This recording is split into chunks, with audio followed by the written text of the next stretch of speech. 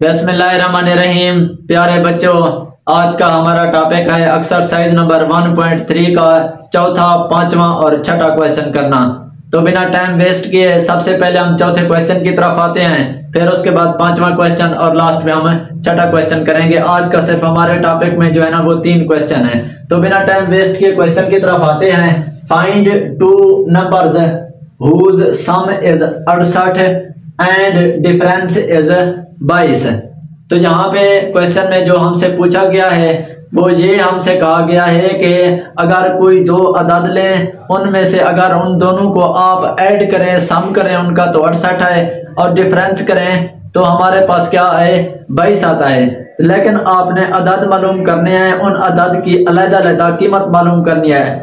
Add करें तो हमारे पास 68 है, अगर डिफरेंस करें हमारे पास 22 है, लेकिन 2 अदद आपने खुद ही उनकी कीमत को फाइंड करना है। यहाँ पे पहले आप सबसे पहले ये चीज समझें, आप कोई भी अदद ले सकते हैं, आप QR भी ले सकते हैं, NS भी ले सकते हैं, PQ भी ले सकते हैं, XYZ भी ले सकते हैं, यानी कि कोई 2 अदद लेने हैं। तो यहाँ पे मैं सबसे पहले AB जैसे तरतीब के साथ होते हैं, मैं पहले AB कोई 2 अदद ले लेता हूँ। तो क्वेश्चन को स्टार्ट करते हैं। तो सबसे पहले यहाँ पे देखें, उसने कहा है फाइंड 2 नंबर, यानी कि 2 नंबर कोई आपने खुद ही डिसाइड कर लेने, लेट फर्ज कर लेने हैं। तो यहाँ पे मैं लिखता हूँ let 2 numbers, let 2 numbers A and B। तो कोई 2 मैंने नंबर ले लिए A और B। अगर मैं क्वेश्चन की कंडीशन को देखूं तो पहला हमसे पूछ रहा है, वो क्या सम कर रहा है, यानी कि सम के बारे में बता रहा है। 2 यानी कि अदद को अब अगर आप ऐड करें, उनको प्लस करें, यानी कि उन दोनों का सम करें तो 68 आता है। तो ये पहली कंडीशन को मैं लिखता हूं, मैं इधर लिखता हूं according to condition, according to the condition, CONDITION, according to the condition. ये बच्चे इसलिए लिख रहा हूं ताकि बच्चे अच्छे से तरतीब दे सके क्वेश्चन को, एक मुतवाज़ी तरीके के साथ क्वेश्चन को हल कर सकें बेतरतीब अंदाज से। डायरेक्ट ये MCQs की तरह वो हल नहीं करना, या शॉर्ट क्वेश्चन की तरह नहीं करना। अगर लॉन्ग क्वेश्चन में ये क्वेश्चन आ जाए तो उसको एक मुतवाज़ी, एक प्रॉपर अच्छे तरीके से हल कर सकें। तो यहाँ पे जैसे जैसे क्वेश्चन पूछता जाएगा वैसे वैसे हम क्वेश्चन को हल करते जाएंगे, जैसे हमसे क्वेश्चन पूछ रहा है। तो पहले उसने कहा है सम के बारे में, तो मैं क्या करता हूँ A और B को प्लस कर लेता हूँ। A plus B is equal to क्या है, हमारे पास 68 है, तो मैंने क्या लिख दिया 68। इसको मैं मसावात नंबर 1 दे देता हूँ। तो उम्मीद है बच्चे ये पहला स्टेप था हमारा। पहले हमने इसको फर्ज कर लिया, A और B कोई 2 अदद ले लिए, उसके बाद मैंने इसका सम कर दिया है। तो उम्मीद है बच्चे ये स्टेप समझ आ गया होगा। अब आता है हम डिफरेंस की तरफ। अकॉर्डिंग टू द कंडीशन तो मैंने ऑलरेडी लिखी हुई है।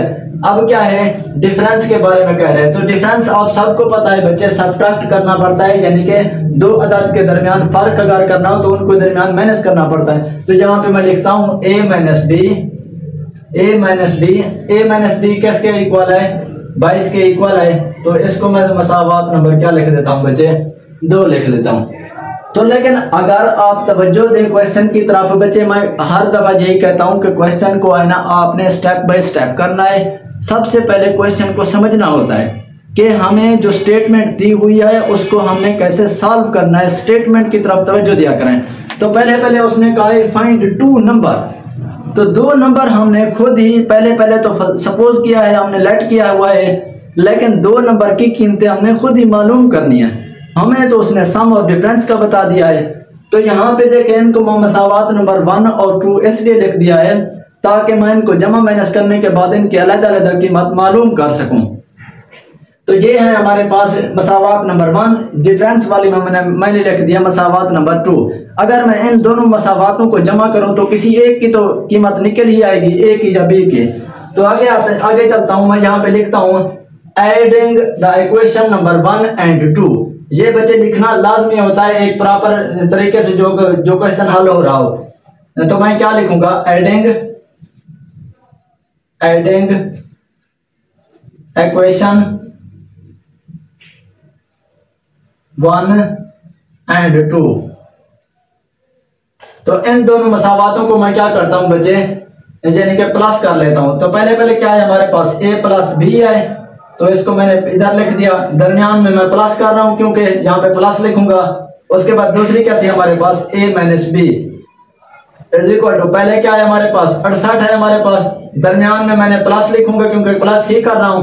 फिर क्या है हमारे पास 22 है। मैंने इनको तरतीब के साथ दो मसावातों को आपस में ज्वाइंट कर दिया है, प्लस कर दिया है। अब इनको हल करते हैं।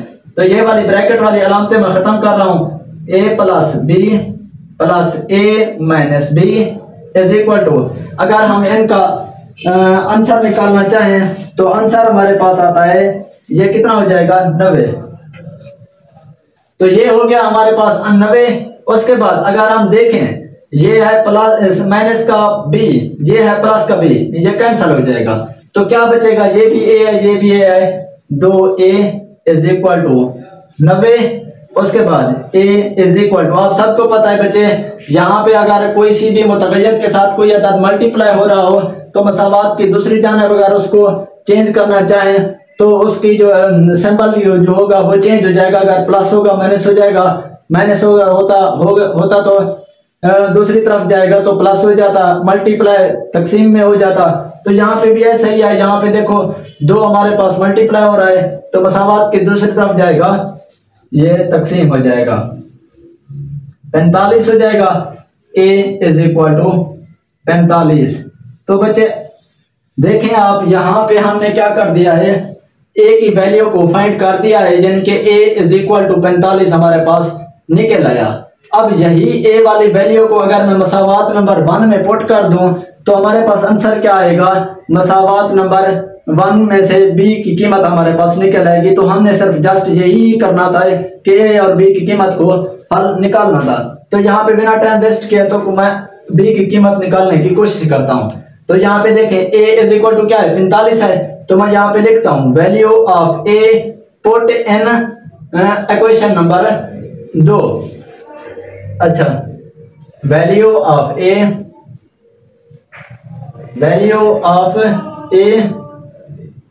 Put in equation 1। अब यही यानी कि a की वैल्यू को हमने क्या करना है, इक्वेशन नंबर 1 में पुट करना है। a की वैल्यू क्या है हमारे पास 45 है। तो यहाँ पे मैं डायरेक्ट लिख रहा हूँ 45 है यहाँ पे, तो a की जगह पे मैं यहाँ पे 45 लिखूंगा, 45 प्लस आगे क्या है b है हमारे पास, b इज इक्वल टू 68, ये है हमारे पास 68 आ गया। अब यहाँ पे देखें b हमारे b के साथ ये प्लस हो रहा है तो मसावात की दूसरी तरफ जाएगा, माइनस हो जाएगा, इज इक्वल टू 68 माइनस 45। तो b हमारे पास क्या आ गया बच्चे 23। तो ये बच्चे हमारे पास a की वैल्यू जो निकल आई वो 45 आई और b की वैल्यू हमारे पास क्या निकल आई 23 निकल आई। तो ये बच्चे हमारा जो है ना क्वेश्चन का आंसर आ चुका है। तो इससे आगे हमने करना नहीं है, ना ही उसने पूछा हुआ है। तो उसने यही कहा था कि 2 नंबर के आदाद हमने खुद ही मालूम करने हैं। पहले हमने फर्ज किए थे कोई ए बी, लेकिन ए बी की फिर हमने वैल्यू निकाली है। मतलब क्या है, इन दोनों का अगर 2 नंबर का आदाद करें, उनका सम करें, यानी कि 45 और 23 का सम करें तो 68 आता है। अगर उनके दरमियान फर्क करें तो हमारे पास क्या आता है 23 आता है। तो ये हमारे पास आंसर आ चुके हैं। तो उम्मीद है ये वाला क्वेश्चन समझ आ गया होगा। अब चलते हैं दूसरे क्वेश्चन की तरफ, यानी कि क्वेश्चन नंबर 5 की तरफ। अच्छा बच्चे, यहाँ पे मैंने क्वेश्चन नंबर 5 को ऑलरेडी पहले से लिख दिया है। तो सबसे पहले क्वेश्चन को समझने की कोशिश करते हैं। The weather in Lahore was unusually warm during the summer of 2024. The TV news reported temperature as high as 48 degrees Celsius by using the formula. उसने कौन से किस में फार्मूला दिया हुआ है, फ़ारेनहाइट स्केल में, is equal to 9/5 degree Celsius plus उसके बाद 32। उसने कहा हुआ है बच्चे फाइंड द टेम्परेचर, आपने मालूम करना है, किस में मालूम करना है, फ़ारेनहाइट स्केल में। तो बिना टाइम वेस्ट किए अगर हम क्वेश्चन की तरफ तवज्जो दें तो वो कह रहा है कि 2025 यहाँ पे देखें लाहौर का जो वेदर था तो वो पहले से ज्यादा बढ़ चुका है, यानी कि पिछली दफा अगर वार्म यानी कि कम था तो इस दफा समर सीजन के दौरान जो है ना वार्म बढ़ गया था। आपने टीवी रिपोर्ट के मुताबिक उसने सबसे ज्यादा टेम्परेचर जो बताया था वो था 48 डिग्री। तो यहाँ पे हमने टेम्परेचर को फाइंड करना है, किस में फाइंड करना है, फ़ारेनहाइट स्केल में। फार्मूला भी उसने ऑलरेडी से पहले बता दिया है। तो ये छोटा सा शार्ट सा है, आपने सिर्फ जस्ट कीमत पुट कर देनी है। यहाँ पे देखें टेम्परेचर हमारे पास क्या है, 48 है ना, क्योंकि ज्यादा से ज्यादा उसने 48 डिग्री का ही बताया था। तो सबसे पहले ये लिखते हैं कि टेम्परेचर इज इक्वल टू हमारे पास क्या है 48 डिग्री सेल्सियस। तो यहाँ पे देखें हमारे पास टेम्परेचर जो है ना ऑलरेडी क्वेश्चन में दिया हुआ है। तो यहाँ पे हमने क्या करना है, यही वाला फार्मूला पुट करके इस सेल्सियस की जगह पे, यहाँ टेम्परेचर की जगह पे 48 की डिग्री को आपने पुट कर देना। यहाँ पे और ज्यादा एक्स्ट्रा तौर पर कुछ नहीं करना। तो ये फार्मूला मैं लिख रहा हूँ बाय यूजिंग फार्मूला, उसने दिया हुआ है क्वेश्चन में। तो यहाँ पे आप लिखेंगे Fahrenheit is equal to over 5। अब यहाँ पे ये है सी, ये क्या है हमारे पास 48 है ना, तो ये सी की जगह पे मैं 48 लिखता हूँ। 48 डिग्री प्लस क्या आ गया हमारे पास 32 आ चुका है। बच्चे अगर आप अगले स्टेप को देखें तो ये 48 9 के साथ क्या हो रहा है बच्चे, प्लस हो रहा है। तो अगर आप कैलकुलेटर पे इसको प्लस करें तो हमारे पास ये 48 9 के साथ मल्टीप्लाई हो रहा है। अगर आप इस क्वेश्चन को कैलकुलेटर पे अगर इसको सॉल्व करें तो हमारे पास क्या आता है 432 आता है। 432 ओवर 5 यहाँ पे आएगा प्लस 32, प्लस का हमारे पास क्या आ गया 32 आ गया। अब इस 5 को 432 पे अगर इसको तकसीम करें, इसका हल निकालें तो हमारे पास इशारिया में जवाब आता है। तो वो मैं इशारिया वाला लिख रहा हूँ 86.4 प्लस 32। ये हम क्या निकाल रहे हैं बच्चे, टेम्परेचर निकाल रहे हैं, किस में, फ़ारेनहाइट में टेम्परेचर निकाल रहे हैं। अगर आगे इसका करूं मैं, यानी कि इसकी कीमत को मैं अगर पुट करूं तो हमारे पास आंसर आता है 118.4 डिग्री। हमारे पास क्या आ गया, फ़ारेन आ गया। ये आ गया हमारे पास आंसर। किसका आंसर आ चुका है बच्चे, ये है टेम्परेचर का आंसर, किस में है, फ़ारेनहाइट स्केल में आ चुका है। तो यहाँ पे ये छोटा सा क्वेश्चन था 4 लाइनों का, तो यहाँ पे पुट कर देना। यहाँ पे आपने ज्यादा एक्स्ट्रा तो लंबी स्टेटमेंट देखकर बच्चे अक्सर परेशान हो जाते हैं कि इसका आंसर भी हमारे पास जो है ना ये सॉल्व भी बड़ी मुश्किल से होगा। तो आपने यहाँ पे सबसे पहले आपने घबराना नहीं है, यहाँ पे तवज्जो करने है, क्वेश्चन की तरफ पूछ क्या रहा है उसके मुताबिक हल कर देना है। जस्ट आपने यहाँ पे सिर्फ क्या किया, कीमत ही पुट कर दिया इस सेल्सियस के डिग्री सेल्सियस के दरमियान है आपने, बस। उम्मीद है बच्चे ये वाला क्वेश्चन समझ आ गया होगा। अब आते हैं हम छठे क्वेश्चन की तरफ। अच्छा बच्चे यहाँ पे अगर हम देखें तो मैंने ऑलरेडी क्वेश्चन नंबर 6 को लिख दिया है। तो बिना टाइम वेस्ट के क्वेश्चन की तरफ आते हैं बच्चे। मैंने हर दफा यानी कि वीडियो में सबसे पहले यही बताता हूँ कि सबसे पहले क्वेश्चन को समझने की कोशिश किया करें कि क्वेश्चन हमसे पूछ क्या रहा है, हमने उसको किस तरीके से सॉल्व करना है। फिर उसके बाद जैसे जैसे हमारे पास जो इबारत दी हुई होती है हमने उसको तरतीब के साथ अगर चलते रहें, स्टेप बाय स्टेप क्वेश्चन को हल करें तो हमारे पास इजीली आखिर पे हमारे पास आंसर निकल आता है। तो यहाँ पे सबसे पहले क्वेश्चन को समझते हैं, the sum of the ages. तो यहाँ पे ये हमें सबसे पहले बता रहा है कि उम्रे का हमने क्या करना है, सम करना है, जमा करना है, of the father and sons. तो यहाँ पे ये भी बता दिया कि फादर यानी कि बाप और बेटे की उम्रों का हमने क्या करना है, उनको जमा करना है, सम करना है उनका।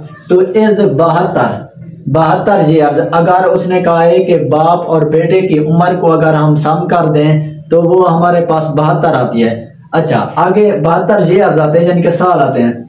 6 ईयर अगो, 6 साल के बाद, नहीं 6 साल पहले, क्योंकि अगो पहले की बात कर रहे हैं, आफ्टर नहीं है।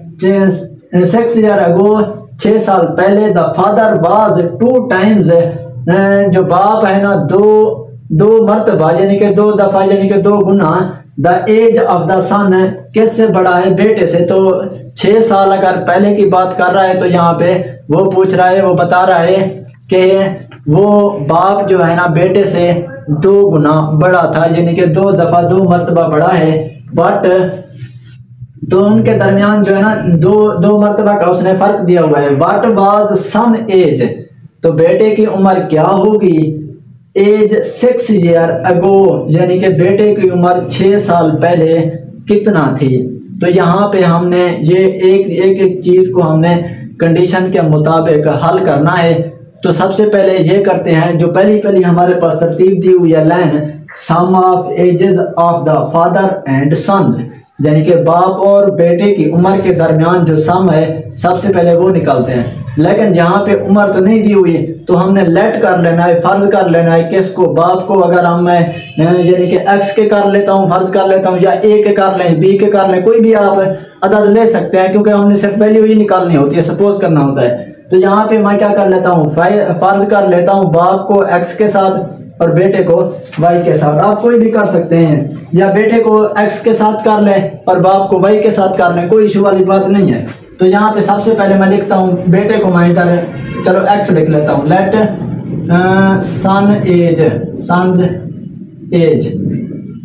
सन एज क्या है हमारे पास, एक्स है, हमारे पास दी हुई नहीं है, हमने खुद ही फर्ज किया है कि बेटे की उम्र कितनी है, हमारे पास एक्स है। उसके बाद फादर्स एज लिखूंगा मैं, father's age is equal to क्या है हमारे पास, वाई है। तो अब पहले देखें तो उसने क्या कहा हुआ है, सम कहा है, सम के बारे में कहा है, द सम ऑफ एजेस। तो यहाँ पे मैं लिखूंगा सम ऑफ एजेस फादर एंड सन। तो यहाँ पे डायरेक्ट ज्यादा लंबी स्टेटमेंट नहीं लिखूंगा, सम of edges.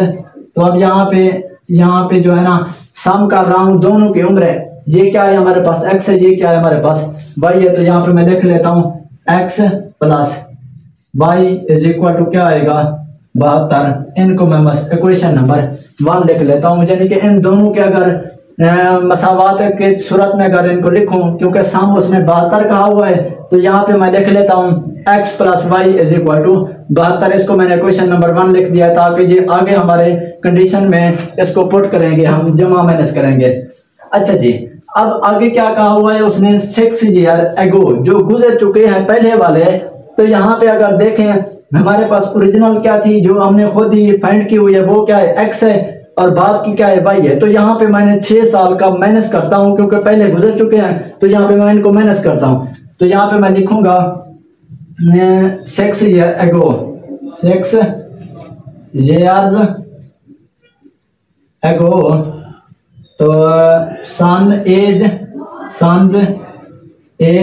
Is equal to X minus 6, और इसी तरह फादर की भी लिखूंगा, फादर एज क्या होगी हमारे पास, वो हमारे पास होगी y माइनस 6, क्योंकि वो दोनों का बता रहा है कि फादर भी है और सन भी है। लेकिन उसके बाद क्या है, अगर आगे जो पॉइंट और डायरेक्ट यहाँ पे रोक नहीं लिया, उसने कोमा लगा के आगे फिर उसने लिख दिया है father was 2 times age of the son, यानी कि 2 गुना यानी कि ज्यादा बड़ा है फादर। अब यहाँ पे अकॉर्डिंग टू द हम यहाँ पे लिखेंगे कंडीशन के मुताबिक। क्यों लिखेंगे, क्योंकि 2 हमने मल्टीप्लाई करना है सन की एज के साथ, क्योंकि 2 गुना बड़ा जो है ना।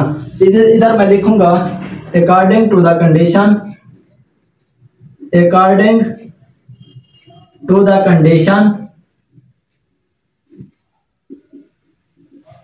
अकॉर्डिंग टू द कंडीशन क्या है हमारे पास, सन एज ये है, फादर एज ये वाली है। तो यहाँ पे सबसे पहले मैं लिखता हूं फादर एज,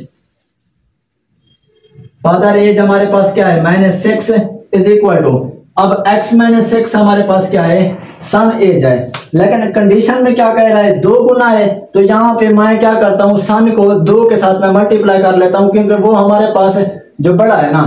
तो यहाँ पे मैं लिख लेता हूँ 2। तो अब इसको मल्टीप्लाई करें, y minus 6 is equal to 2x minus 6, sorry 6 क्यों, 6 दूने 12 हो जाएगा, क्योंकि ये 2 इसके साथ भी मल्टीप्लाई हो रहा है। अच्छा जी बच्चे, अब अगर यहाँ पे देखें, मैं इनको तरतीब के साथ लिखना चाहूँ, इस 12 को मसावात की तरफ इस तरफ ले आऊं और y को मैं मसावात की दूसरी तरफ ले जाऊं, ताकि ये हमारे पास एक मुतवाज़िन मसावात बन सके। तो ये -6, ये क्या है हमारे पास, माइनस का 12 इधर आएगा, प्लस का हो जाएगा, इज इक्वल टू 2x, यहाँ पे मसावात की पहली तरफ खड़ा है पहले से, तो यहाँ पे ये ये प्लस का वाई है, मसावात की दूसरी तरफ जाएगा, ये माइनस का हो जाएगा, तो यहाँ पे मैं माइनस वाई लिख लेता हूँ। अच्छा जी, अगला स्टेप में क्या होगा, 12 में से 6 को निकाल दें, 6 बचेगा, 2x माइनस वाई। अच्छा बचे, अब इसको मैं अगर 2x माइनस वाई को इधर लिख दूं या इधर भी लिख दूं, एक ही बात है। तो यहाँ पे मैं इसको तरतीब दे रहा हूँ, 2x minus Y is equal to 6। इसको मसावात नंबर मैंने 2 लिख दिया है। तो उम्मीद है बच्चे यहाँ तक आपको स्टेप समझ आ चुके होंगे। एक को मैंने इक्वेशन नंबर 1 बना लिया, दूसरी को मैंने क्या बना लिया, equation number 2।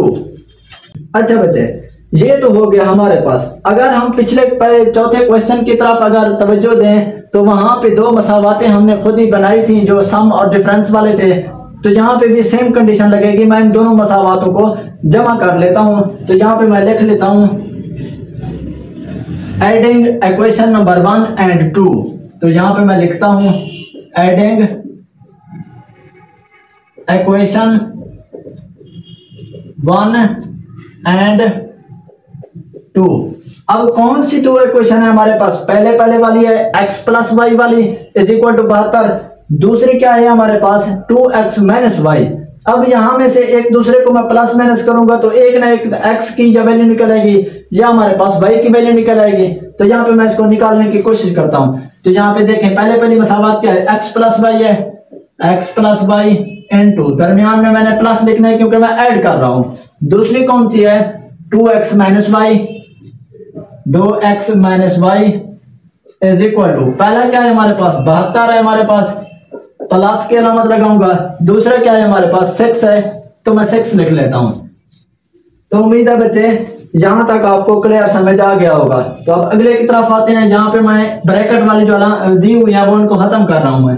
x plus Y plus 2x minus Y is equal to कितना हो जाएगा, 78। अब यहाँ पे देखें, ये प्लस का है माइनस का है, कट जाएगा तो 2x प्लस 1x 3x हो जाएगा, 3x इज इक्वल टू 78। अब x इज इक्वल टू, यहाँ पे ये 3 मल्टीप्लाई हो रहा है, दूसरी तरफ जाएगा ये तकसीम हो जाएगा। हमारे पास आंसर क्या आ जाएगा, हमारे पास आंसर जो आएगा वो आएगा कितना, 26। तो यहाँ पे अगर हम देखें तो बेटे की उम्र हमारे पास क्या निकल आई, बेटा क्योंकि x फाइंड किया था, बेटे की उम्र क्या निकल आई बच्चे, 26 निकल आई। अब सन्स एज 6 ईयर अगो क्या है हमारे पास, x मैंने 6 है ना, तो यहाँ पे हमने क्या करना है, वैल्यू फाइंड करनी है, किसकी, x की वैल्यू को फाइंड करना है। तो यहाँ पे मैं लिखूंगा 6 year ago son's age, 6 years ago son's age। अब यहां पे देखें 6 साल पहले बेटे की उम्र क्या थी, बेटे की उम्र हमारे पास x मैंने 6 थी ना। तो यहां पे अगर मैं पुट करना चाहूं x मैंने 6 इज इक्वल टू x मैंने 6। अब x क्या है हमारे पास, वैल्यू निकल आई 26 है ना हमारे पास। तो यहां पे मैं क्या लिखूंगा, 26 मैंने 6, ये क्या आ गया 20। तो ये हमारे पास 20 years, ये हमारे पास किसकी उम्र निकल आई, बेटे की उम्र निकल आई। अगर आप यहाँ पे देखें, आप सोच रहे होंगे कि बाप की उम्र का तो आपने बताया नहीं है बच्चे। यहाँ पे देखें, what was the son age 6 years ago, just उसने ये पूछा हुआ है कि बेटे की उम्र 6 साल पहले कितनी थी। तो बाप का उसने तो पूछा ही नहीं है। जितना क्वेश्चन पूछा जाए उतना आप क्वेश्चन को हल करने की कोशिश किया करें। तो यहाँ पे हमने सिर्फ जस्ट बाप की उम्र का पूछा था, बेटे की उम्र का पूछा था, तो हमने बेटे की उम्र निकाल दी है। अगर वो यहाँ पे बताता कि बाप की उम्र कितनी है, तो यहाँ पे y की पहले वैल्यू निकालते, y की वैल्यू निकालने के बाद हम उसका क्या करते, फिर y की कीमत में पुट करते, तो बाप की उम्र निकल आती। तो उम्मीद है बच्चे ये वाला क्वेश्चन भी आपको अच्छे तरीके से समझ आ गया होगा। तो अगर आपको हमारी वीडियो पसंद आती है, हमारी वीडियो को तो लाइक और सब्सक्राइब करना तो भूलिएगा ही मत। तो कोशिश करता हूं कि आपको अच्छे तरीके से और सिंपल आसान तरीके के साथ आपको क्वेश्चन को समझा सकूं। तो बिना टाइम वेस्ट किए तो नेक्स्ट वीडियो का हमारा इंतज़ार कीजिए। अल्लाह हाफिज़।